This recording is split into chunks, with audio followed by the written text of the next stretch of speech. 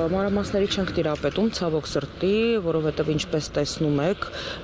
ինչ հսկողություն է իրականացվում Գագիկ Ծառուկյանի տան մոտ ազգային անվտանգության ծառայության դիմակավորված եւ զինված անձինք վաղ առավոտից ժամը 7-ից նախ մուտքը արգելափակել են մեր նախորդ փաստաբանները եւս 1 ժամ սպասելուց հետո նոր միայն կարողացան մուտք գործել եւ մասնակցել խուզարկության գործընթացին, որտեղ տևական ժամանակ մոտավորապես 1 ժամ կոմունիկացիա հնարավոր չէր ստեղծել, որպեսզի փաստաբանները, 2 փաստաբանները բարձրանային պարոն Ծառուկյանի առանձնատուն։ Հիմա եւս ականատես եք լինում, որ երրորդ փաստաբանը Երեմ Սարգսյանը եւս մոտավորապես 1 ժամ սպասում է եւ կրկին անգամ հնարավոր չի կապ հաստատել քննիչների հետ, որպեսզի թույլտվություն տրվի փաստաբանի մասնակցության ու ներկայության համար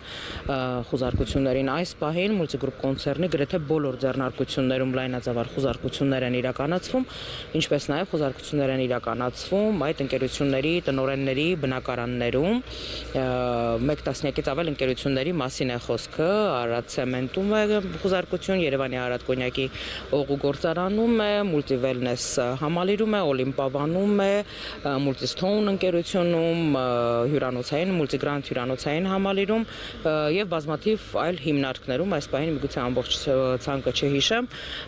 այս լայնածավալ գործողությունները վկայում են ընդհանուր առմամբ մեկ բանի մասին, որ բոլոր հնարավոր եւ անհնարին միջոցներով փորձում են ճնշում գործադրել Գագիկ Ծառուկյանի վրա, որովհետեւ այսպես այս արագությամբ սպասեցին եւ համբերեցին Սահմանադրական դատարանի որոշմանը, որից անմիջապես հետո այսօր վաղ առավոտյան 7:16 են սկսել գործողությունները իրականացվել, անգամ պատկան մարմինները այսպես չեն սպասել, որ լույսը նորմալ բացվի, ինչևէ փաստաբանները երբ որ մենք տեղեկատվություն չունենք, որովհետեւ միջև ամսի 4-ը երբ որ պարոն Ծառուկյանին անձեռնմխելիությունից զրկելու մասով կենտրոնական ընտրական հանձնաժողովը հաստատել էր այդ տեղեկությունը, որ իրենք ստացել են նման գործ, նման վարույթ հարուցելու հետ կապված, սակայն ԿՀ-ն չքննեց այդ հարցը, ըստ երևույթին կանխազգալով կամ հստակ իմանալով, թե ինչ որոշում է Սահմանադրական դատարանը կայացնելու եւ որ ամսի 4-ից հետո այլևս պարոն Ծառուկյանը որպես падգամավորության թեկնածու չի ունենալու անձեռնմխելիություն եւ այլևս ԿՀ-ով հարկ չի լինելու այդ հարցը քննարկել եւ հենց դա է պատճառը, որ Սահմանադրական դատարանի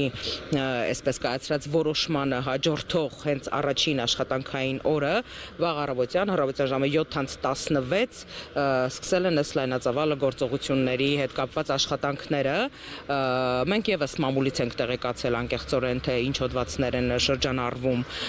կոնկրետ պարոն Ծառուկյանի անձի հետ կապված, ինչպես նաեւ մի շարք ձեռնարկությունների, այո, փողերի լվացում, հարկերից խուսափում, բայց սա մամուլից ստացած տեղեկատվությունն է, որովհետեւ քննչական կոմիտեն եւս հարկ չի համարում այս պահը որևէ պարզաբանում, պաշտոնական պարզաբանում տալ այս հարցի հետ կապված, իսկ ինչպես տեսնում եք, մեր փաստաբանները վերևում են